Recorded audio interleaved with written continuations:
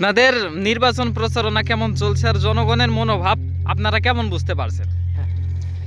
আলহামদুলিল্লাহ, আমরা আমাদের নির্বাচনী প্রচারণা খুব সুন্দরভাবে চালাচ্ছি এবং জনগণের বাসায় আমরা যেই বাসায় ভোট চেতে যাচ্ছি কেউ আমাদেরকে না খেয়ে পাঠাচ্ছে না।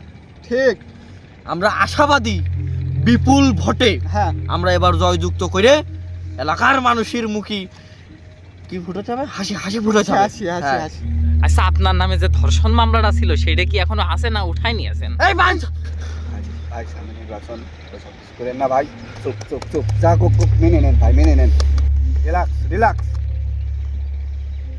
রিল্যাক্স। এই মেয়ে, আপনি সরেন, সামনে সরেন। আপনার প্রশ্ন করতে হবে না।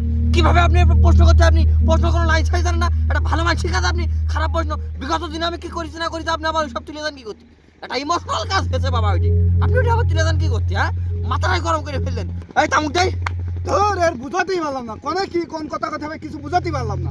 এই ক্যামেরাম্যান, ওই যেটুকু হয়েছে না ওটা কেটে দেবা, 500 টাকা দিয়ে দেবা, যেটুকু কেটে দেবা। হ্যাঁ।